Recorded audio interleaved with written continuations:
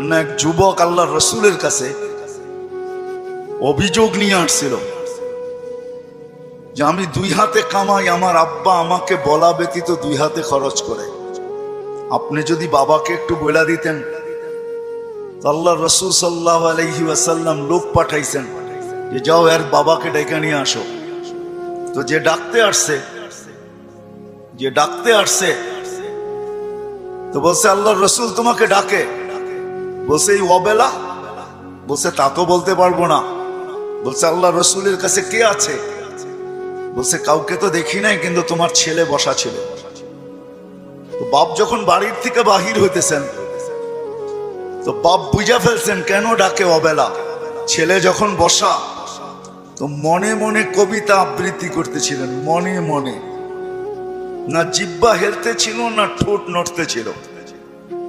তো জিবরিল আলাইহিস সালাম আয়েশা বইলা দিয়া গেছে যে আসতেছে, কিন্তু মনে মনে কবিতা পড়তে পড়তে। আল্লাহ বলছে সালাম দিবে, জবাব দিয়া কবিতা গুলা শুনা নিতে। তো বাবা যখন সালাম দিয়া ঢুকছেন তো আল্লাহ রসুল বলছে কবিতা শোনাও। তো সাহাবী রসুল বলতেছিল মান আখবারাক, আপনাকে কে খবর দিল? আমি তো জিহ্বাও হেলাই নাই, ঠোঁটও নাড়াই নাই, মনে মনে পড়তেছিলাম। আল্লাহ রসুল বলতেছিল নাব্বাআনি আল আলিমুল খাবীর, আল্লাহ আমাকে জানায়া দিছেন, আল্লাহ আমাকে জানায়া দিছেন। তো যখন কবিতা পড়তেছিল আল্লাহর রসুল তো আব্বাকে দেখেন নাই, পেটে আসতে দেরি, আব্বা দুনিয়ার থেকে যাইতে দেরি করেন নাই। বিরাট বড় একটা শূন্যতা ভিতরে ছিল। বাপ দেখাও তো একটা বিষয়, বাপকে দেখেন নাই বিদায় ভিতরে একটা শূন্যতা ছিল। তো বৃদ্ধ কবিতা পড়তেছিল আর আল্লাহ রসুল চোখের পানি জড়াইতেছিলেন। কবিতা অনেক লম্বা, আমি দুই একটার তর্জমা শুনাই আপনাদেরকে। বৃদ্ধ বলতেছিল মনে বড় আশা ছিল, একা আছি, দুইজন কবে হব? হয়ে গেলাম দুইজন। তো দুজনেরই আশা জাগলো যে আমাদের কুল ভরবে কবে। আল্লাহ কোলো বইড়া দিল যেদিন তুমি আসলে। তো দুইজনই ভাবলাম যে আমাদের আর বাঁচার দরকার নাই, এখন বাঁচবো তো সন্তানের জন্যই বাঁচবো। সত্য এটাই, কিন্তু মা বাবা সন্তানের জন্যই বেঁচে থাকে, সন্তানের জন্য বেঁচে থাকে। বলে আমরা তোমার জন্যই বাঁচতেছিলাম, আমরা বুড়া হইতেছিলাম, তুমি জওয়ান হইতেছিলা, আমার সবকিছু তোমার ভিতরে যেতেছিল। একদিন তুমি পায়ের উপরে দাঁড়ায় গেলা, কামাইতে শুরু করলাম, আমি বুড়া হইলাম।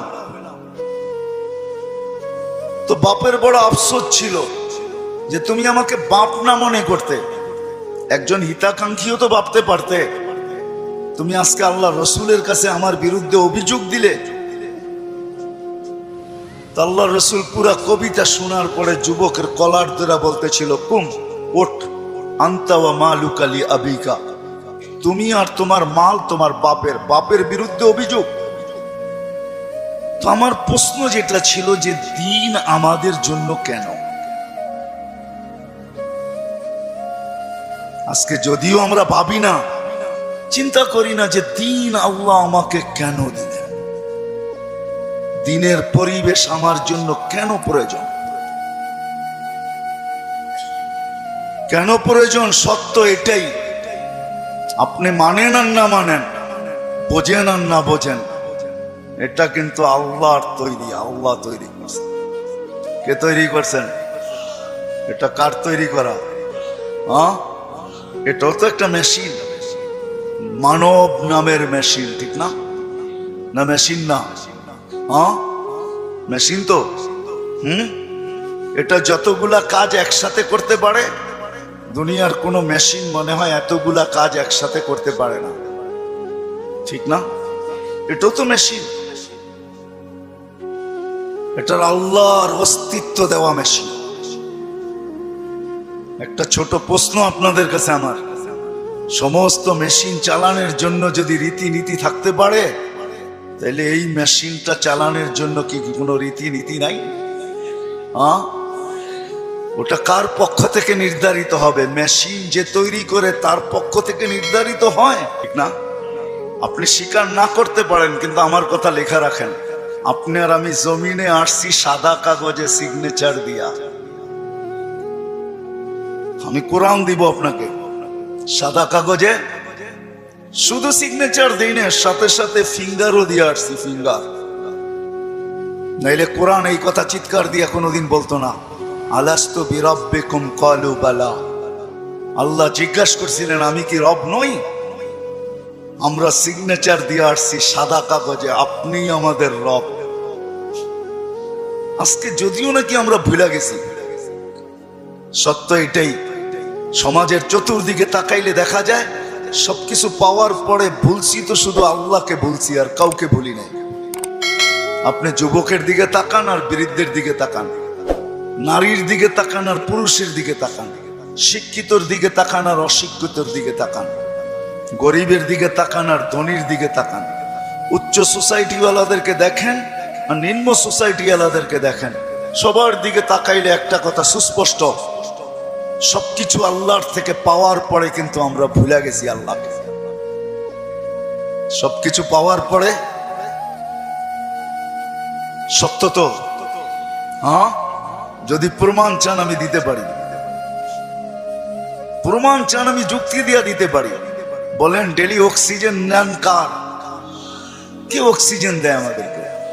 হ্যাঁ মানেন? হ্যাঁ, আমার তো বুঝে আসে না আপনাদের এলাকায় ঢোকার পরে যে উন্নত বিশ্বের কোনো লোককে যদি এই এলাকায় ছেড়ে দেওয়া হয়, বা ঢাকা শহরের গণবসতি এলাকাগুলাতে ছেড়ে দেওয়া হয়, বা পুরান ঢাকার কোনো গলিতে ঢুকাইয়া দেওয়া হয়, ও মনে হয় বাহির হইয়া ভাববে যে এইখানের মানুষ অক্সিজেন নেয় কি করে, ঠিক না?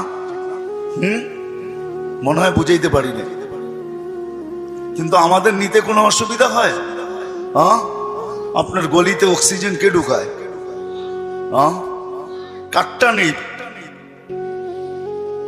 প্রতিদিন কার অক্সিজেন কতটুকু নেই জানি? হ্যাঁ, পার হেড 550 লিটার নেই। মাছ যদি 30 দিনে হয় তাহলে আর আপনি আর আমি 16,500 লিটার পার মান্থ নেই অক্সিজেন। বলেন এখানে আমরা যেই কজন বসা আছি ডেলি কতবার মন খুইলা আল্লাহ বলি? আল্লাহ, কতবার মন খুইলা আল্লাহ বলি? আল্লাহ যদি জিজ্ঞাসা করে তুই আমাকে এরকম করে ডাকিস কেন, তো আমি ভিতর থেকে যেন জবাব দিতে পারি, মালিক 24 ঘন্টা তোমার অক্সিজেন নেই, 1 টাকা বিলও তুমি নাও না। অথচ আমরা 2020-এ দেখছি এখনো মিডিয়ায় থাকতে পারে ঢাকার এক হাসপাতাল মাত্র আধা ঘন্টা অক্সিজেন দিছে আর 84,000 টাকা বিল বানাইছে, আর আমরা 24 ঘন্টা অক্সিজেন নেই। তুমি একবারও আমাদের থেকে বিল নাও না বা চাও না। আমার মন চাইলো তোমাকে আমি একবার মন বইরা আল্লাহ বইলা ডাকি। 3 দিন পর্যন্ত ঘরে পানি ব্যতীত কিচ্ছু নাই, 3 দিন চলতেছে ঘরের অবস্থা, শুধু পানি আছে আর কিচ্ছু নেই। 4র্থ দিন সকালে ঘরের অভিভাবক বাহির হইতেছে আর বলতেছে দোয়া করো আজকে যেন কিছু মিলে। কিন্তু যখন সন্ধ্যায় ফিরতেছেন ওই দিনও কিচ্ছু মিলে নাই, ওই দিনও কিচ্ছু মিলে নাই। কিন্তু ঘরের মহিলা বারবার রাস্তা দেখতেছেন যে আজকে কিছু মিলবে হয়তো, কিন্তু সন্ধ্যাবেলা যখন ঘরের পর্দা উঠায় দেখতেছেন আসতেছে, কিন্তু চেহারাটা মলিন, হাত দুইটা খালি। নাম পরে বলবো আমি। যখন একবারে ঘরের কাছে চলে আসছে, এখন আর আওয়াজ, পর্দা নষ্ট হবে না, তো আওয়াজ দিছেন আলী। বুঝছেন তো? আলী রাদিয়াল্লাহু তাআলা আনহুর কথা বলতেছি। ফাতেমা রাদিয়াল্লাহু তাআলা আনহা আওয়াজ দিছেন আলী। তো চোখে চোখ পড়ছে, তো জিজ্ঞাসা করছে চেহারা মলিন কেন? বলছে আজকেও কিছু মিলে নাই। তো ঘরের মহিলা বলতেছে ওয়াজাদনা শাকারনা লাম নাজিস সাবারনা, পাবো তো শুকরিয়া আদায় করব না, পাবো তো সবর করব। দুনো অবস্থায় আল্লাহ আমাদের সাথে। আর আলী এটা জানো, আল্লাহ যাদের সাথে থাকে তাদের চেহারা মলিন হওয়ার শোভা পায় না। একটু ভাবেন না, একটু ভাবেন না। তো দরজা খোলার পরে যখন ঢুকতেছেন ঘরে, আলী রাদিয়াল্লাহু তাআলা আনহু বলতেছেন, ফাতেমা সাররাত ওয়া তাবাসসামাত। ফাতেমা মুস্কি মুস্কি হাসতেছিল। চতুর্থ দিনের ক্ষুধার্ত। এটা ওই দিনের কাহিনী যেই দিন হাসান হোসাইনকে আল্লাহর রাসূল জিহ্বা চোষায়া খিদা নিবারণ করাইছেন। ওই দিনের কাহিনী বলতেছি আমি। কিন্তু স্বামী এমনি তো মনটা খারাপ, স্ত্রী মলম দিতেছেন, সেও যদি চেহারা খারাপ করে তাহলে চেহারাটা আরো ভাঙ্গা পড়বে, দিলে আরো ব্যথা পাবে। তো প্রথম সান্ত্বনা দিছে, আলী পাবো তো শুকরিয়া আদায় করব, না পাবো তো সবর করব। দুনো অবস্থা আল্লাহ আমাদের সাথে। আমাদের জন্য শোভা পায় না যাদের সাথে আল্লাহ থাকে চেহারা মলিন হোক। স্বামী যখন ঘরে ঢুকতেছেন, আলী রাদিয়াল্লাহু তাআলা আনহু বলতেছে, ফাতেমা সাররাত ওয়া তাবাসসামাত। ফাতেমা মুস্কি মুস্কি হাসতেছিল, আমার আগমনে খুশিতে নাচতেছিল। আলী রাদিয়াল্লাহু তাআলা আনহু বলতেছেন, আমি আর নিজেকে ধরে রাখতে পারি নাই, তো আমি কাঁধে হাত রাখা দোয়া দিতেছিলাম, রহিমাল্লাহ, আল্লাহ তোমার উপরে রহমত নাযিল করো। বলেন এই সম্পর্কটা কতটুকু সুখী? আমাদেরও তো এরকম একটা সম্পর্ক আছে। যদি আমরা তুলনা করি তাহলে ওই সম্পর্কটা কতটুকু সুখী, আমরা কতটুকু সুখী। আমি কিন্তু অনেকগুলা জিনিস দেখায় বুঝাইতে চাইতেছি। এজন্যই আমার কথা শুরুটা ছিল যে একক শ্রেষ্ঠ মানুষ, যেটা সৃষ্টির ভিতরে সবচেয়ে বড় সেরা, এই মানুষটার ভাবা উচিত যে আল্লাহ দিন আমাকে কেন দিলেন, দিনের পরিবেশ আমার জন্য কেন প্রয়োজন, আর কোন সৃষ্টির জন্য দিনের পরিবেশ নাই কেন। এটা ভাবা উচিত, চিন্তা করা উচিত। আমি কয়েকটা উদাহরণ দিলাম, হাজারও দেওয়া যাবে। অথচ মুসা আলাইহিস সালাম আল্লাহকে জিজ্ঞাসা করছেন, আমার জান্নাতের বন্ধুকে? তা আল্লাহ বলে কসাই। তো মুসা আলাইহিস সালাম ঠিকানা চাইছেন যে আমার জানা দরকার, কসাই এত বড় উচ্চ মর্যাদায় কি করে উঠলো, কি কাজের বিনিময়ে উঠলো যে আমার জান্নাতের বন্ধু হবে। তো মুসা আলাইহিস সালাম যায় দেখছেন, পুরা কাহিনীকে আমি শর্ট করতেছি, যে কসাই যখন সকালে বাড়ির থেকে বাহির হয় দোকানের উদ্দেশ্যে, তো বৃদ্ধা মার পরিপূর্ণ সেবা করা তারপরে দোকানে আসে। আবার যখন ফিরা যায়, মার মতো সত্তাকেও বৃদ্ধাশ্রমে রেখা আসে, বাবার মতো ব্যক্তিত্বকেও বৃদ্ধাশ্রমে রেখা আসে। ঘরের থেকে বাহির করে, নিজে তো খাটে থাকে, কিন্তু বাবা মাকে গাড়ির গ্যারেজের ভিতরে থাকতে বাধ্য করে। আমি আঙ্গুল দিয়ে দেখাবো না আপনাদেরকে, আমি দেখাইতে পারি, আমার কাছে রিপোর্ট আছে, কিন্তু আমরাও জানি। মানুষ যখন দিন না বোঝে তখনই কিন্তু ভাইয়ের বিরুদ্ধে। আমি তো বৃদ্ধাশ্রমের কথা বলতেছি। আজকে তো মিডিয়াতে দেখা যায় সন্তান মা বাবাকে সাত টুকরা করে। সত্য তো? কারণটা কি? সে দিন বোঝে নাই, দিনের প্রয়োজনীয়তা মনে করে না, যে দিন আমার জন্য কেন দিলেন আল্লাহ আমার জন্য দিন।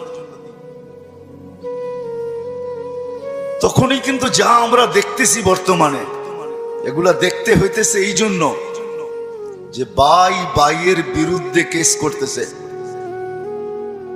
সিভিল কেস কিন্তু সমস্ত আপনজনের বিরুদ্ধে, প্রতিবেশীর বিরুদ্ধে খুব কম, আপনজনের বিরুদ্ধেই সিভিল কেস, জায়গা জমিন কেস সবচেয়ে বেশি।